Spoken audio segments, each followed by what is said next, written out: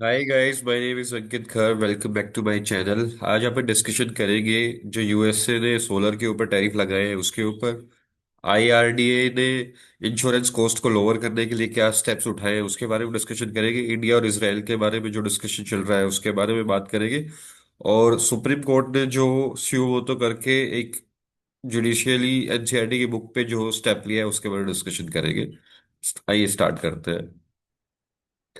तो सबसे पहले क्या आईआरडीएआई प्लान कर रहा है मेजर स्टेप इंश्योरेंस कॉस्ट को कम करने के लिए। अब इसमें वो जो पूरी चीजें समझाते हैं उसके लिए स्टेप्स क्या है अभी का, पहले वो एनालाइज करते हैं और आइडेंटिफाई करते हैं कि कहाँ पे खर्चे हो रहे हैं।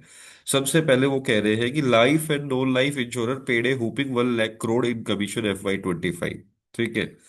तो ये अभी आगे डिस्कशन करते हैं। बेसिकली इसमें क्या है कि जो अभी मेजर रिफॉर्म है 4 से 6 महीने के अंदर जो है उसको कर देंगे, जिससे आपकी इंश्योरेंस जो है अफोर्डेबल हो जाएगी। तो इस पर्टिकुलर सिनेरियो के लिए अगर कोई न्यू इंश्योरेंस पॉलिसी लेना चाहता है तो he can with hold his decision until 6 month, ताकि उसको बाद में सस्ते मिल जाए।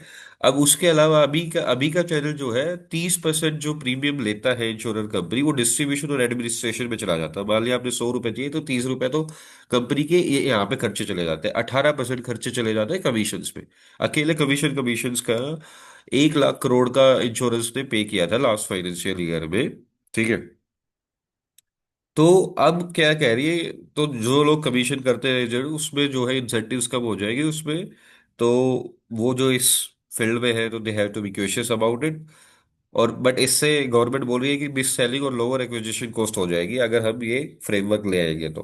अब जो लॉन्च है वो एक बीमा सुगम नाम का डिजिटल मार्केट प्लेस खोल देंगे, जैसे पॉलिसी बाजार है, जैसे अभी भारत टैक्सी भी स्टार्ट कर दिया है इंडिया ने। राइट। भारत टैक्सी स्टार्ट कर दिया, जो उबर रैपिडो ओला इसका कंपटीटर है, ऐसे ही बीमा सुगम जो है उसका कंपटीटर हो जाएगा। पॉलिसी बाजार टाइप की चीज होगा जिसमें सारे एक ही पोर्टल पे आप सारी चीजें देख लोगे। Usually life insurance non life insurance जो भी होगी यहाँ पे होगी। जो पहला रोल आउट आएगा मई 2026 को आएगा। अब जो डिजिटल पब्लिक इंफ्रास्ट्रक्चर क्रिएशन होएगा वो कंसेंट बेस्ड होएगा, पब्लिक रजिस्ट्री ऑफ पॉलिसी होएगा और क्लेम्स डाटा का भी क्रिएशन होएगा। इसमें बेनिफिट्स होएंगे underwriting, improved fraud detection and seamless portability for better risk management, जो कि इंश्योरेंस लॉज के अंतर्गत अमेंडमेंट की जाएगी एक्ट 2025 का जो है। और इसमें यह भी बोला गया कि इंडियन अकाउंटिंग स्टैंडर्ड को एडॉप्शन किया जाएगा। ओवरऑल जो ऑब्जेक्टिव है सिस्टमेटिक कॉस्ट को कम किया कर दिया जाएगा, ट्रांसपेरेंसी कम बढ़ा दी जाएगी, कस्टमर एक्सपीरियंस को अच्छा किया जाएगा, कवरेज ओवरऑल अनरिजर्व्ड एरिया में पहुंच पाए इसके लिए ये स्टेप्स उठाए जा रहे हैं। और लॉन्ग टर्म सस्टेनेबिलिटी चाहिए इंश्योरेंस के लिए भी। तो रेगुलेटर ने एम्फेसाइज किया है, IRDAI एक रेगुलेटरी बॉडी है, जैसे बैंकों की रेगुलेटरी बॉडी RBI है, सेबी रेगुलेटरी बॉडी है स्टॉक एक्सचेंज की, ऐसे। बाकी मिस्टर प्राइम मिनिस्टर जो है नरेंद्र मोदी, वो इसराइल में गए हुए थे, उसके बारे में क्या डिस्कशन है। हम काफी अच्छी खासी रिलेशनशिप है अपनी इंडिया और इसराइल की। तो इंडिया इसराइल से अच्छा खासा इंपोर्ट करता है, और इसराइल जो टोटल अपना एक्सपोर्ट करता है डिफेंस में अराउंड 30% जो है इंडिया को सप्लाई करता है।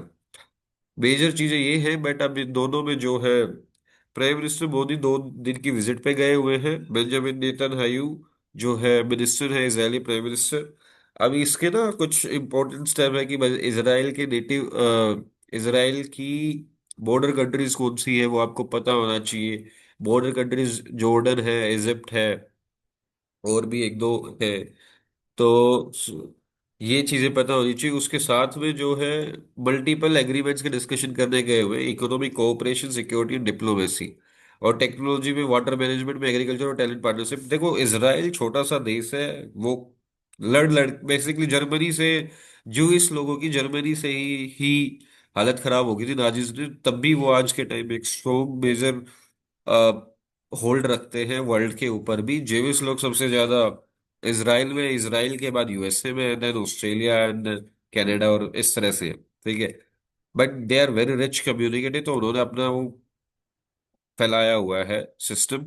और इसराइल में इसराइल को टेक्नोलॉजी के दम पे जो है बहुत सारी चीजें आगे लेके गए हैं वो, नॉट ओनली डिफेंस, साइंस और टेक में, वो एग्रीकल्चरल टेक्नोलॉजी में भी। और उसके बाद वहां पे एक मैंडेटरी भी है, कम से कम 6 महीने लोगों को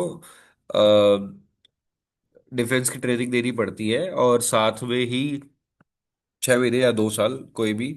और इसका जो है टोटल 1 करोड़ पॉपुलेशन ही है, but they have very strong relationship with India and USA primarily.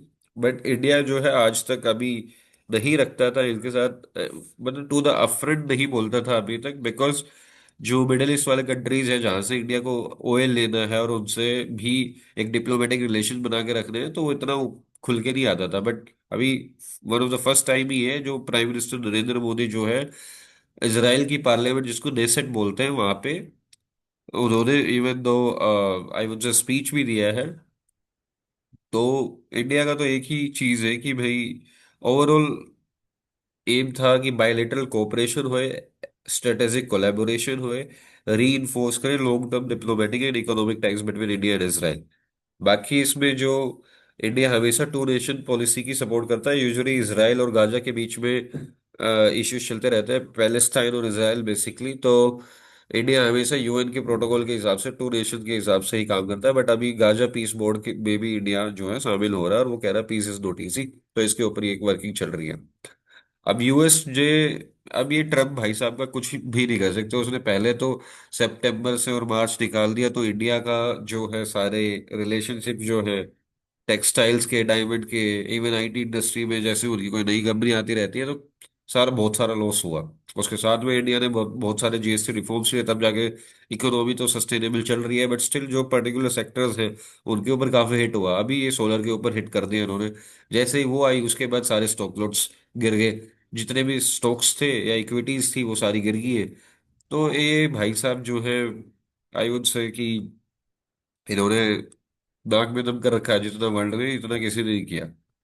तो ओवरऑल ये था कि यूएस का जो डिपार्टमेंट ऑफ कॉमर्स है उसने प्रिलिमिनरी काउंटर वेलिंग ड्यूटी लगा दी है, जो एंटी डंपिंग भी होती है डब्ल्यूटीओ के ट्रेड के अनुसार। वो कहते हैं कि भाई इनको गलत सब्सिडी दी जाती है जो एक्सपोर्टर को, जो गवर्नमेंट के द्वारा, उससे वो राइट बिजनेस प्रैक्टिसेस नहीं होती, और हमारी मार्केट में ये चीजें सस्ती, खुद की सेल्फ मैन्युफैक्चरिंग सस्ती नहीं हो पाती है, जो कि चाइना हमेशा ऐसे करता है। बट स्टिल वो नंबर 1 पे ही है इन टर्म्स ऑफ एक्सपोर्ट। तो 125% ड्यूटी लगा दी, तो इससे इंडिया, इंडोनेशिया और लाओस पे जो है सोलर वाली सेल्स प्रोड्यूस करने वाले पे ये इम्पेक्ट होएगा। ये सारे स्टॉक्स जो है वो गिर गए हैं। और इंडिया तो 97% जो है यूएस को ही करता, $2 बिलियन के आसपास करता है वैसे।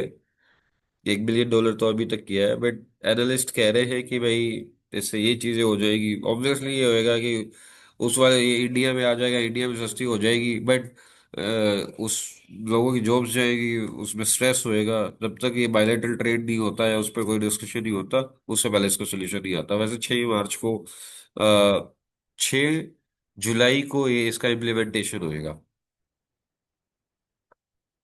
अब एक और केस चल रहा है कि एनसीईआरटी की 8th क्लास की बुक में एक इसके ऊपर चैप्टर है, judicial judiciary role of judiciary in our society. तो उसके ऊपर क्या है कि उसमें एक चीज लिखी हुई है, corruption in the judiciary as a major challenge alongside case backlogs and जज शॉर्टेजेस। ये पॉइंट्स एक्सप्लेन कर दिए एनसीईआरटी ने। तो सुप्रीम कोर्ट ने अपने आप ही शिव मोतो कॉग्निसेंस लगाया, और शिव मोतो कॉग्निसेंस मतलब अपने आप ही केस उठा लिया। और फिर उस पे एनसीईआरटी को फटकार लगाते हुए बोला कि भाई साहब तुमने ये क्या लिख दिया, अभी की अभी सारी रिप्रिंटिंग करो, या जहाज पे ये जो इशू करे इनको वापस लेके आओ। और बट एक चीज तो है जिसके ऊपर जो चीज आ जाती है ना, मेरे एक दोस्त ने बड़ी अच्छी बात बोली थी, एक चीज में बोली थी कि जब तुम्हें कोई नहीं देख रहा हो तब तुम कैसे बिहेव करते हो, वो एक जेंटलमैन और जेंटल वुमेन की जो है आई वुड से डेफिनेशन है। तो अभी सबको सब कुछ पता ही ये चीजें, तो खुद की पावर पे किसी पे भी थोड़ा बहुत भी ऊपर नीचे होता है तो वो बंदा बिलखिलाने लग जाता है। तो सुप्रीम कोर्ट ने सीधा लिया और उसमें बोला कि भाई ये क्या क्या लिख दिया। देखो, केस बैकलॉग्स तो है ही, उसमें कोई दोहराई तो है नहीं। और उसमें नंबर्स भी मैं बता देता हूँ। हाई कोर्ट में 60 लाख केसेस हैं, छोटे कोर्ट में 4 करोड़ केसेस हैं, सुप्रीम कोर्ट में 81,000 केसेस हैं जो पेंडिंग है। जज की शॉर्टेजेस है, बिल्कुल है। ये तो फैक्ट ही लिखा है। करप्शन जो है जुडिशियरी में क्या है, इसके ऊपर फैक्ट कभी आने नहीं देता। बट अभी देखो, दिल्ली में एक हाई सीजीआई था शायद, उसके घर में पैसे मिले थे बट उसका डाटा नहीं मिलता, तो इसलिए वो एक्सप्लिसिटली नहीं लिख सकते, तो डिप्लोमेटिकली वे से इन्होंने लिखा नहीं सुप्रीम कोर्ट एनसीईआरटी ने। तो ये यहाँ पे जुडिशियरी का बनता भी है कि भाई कैसे जुडिशरी पे भरोसा कम हो जाएगा। बट स्टिल जो चीजें हैं, इस पे जो इम्प्लीमेंटेशन होना चाहिए बेसिकली। और वैसे इसने जो है स्ट्रिक्ट लो किया है, फिर पूछा है कि भाई कैसे क्या है, उनके नाम मांगे हैं। यहाँ पे मैंने ये डाटा दिया, वो उनके नाम मांगे जिसने ये डाटा बनाया है। और फिर उनके ऊपर कार्रवाई की जाएगी। और एनसीईआरटी ने बोल दिया, माफी मांग ली। वो कह रहा है माफी नहीं, मैं हमें तो प्रूफ दो तुमने कैसे लिख दिया ये सारी चीजें। तो ये था ओवरऑल मुद्दा। होपफुली आपको सही लगा होगा। अगर आपको अच्छा लगा तो keep liking share and subscribe. Thank you.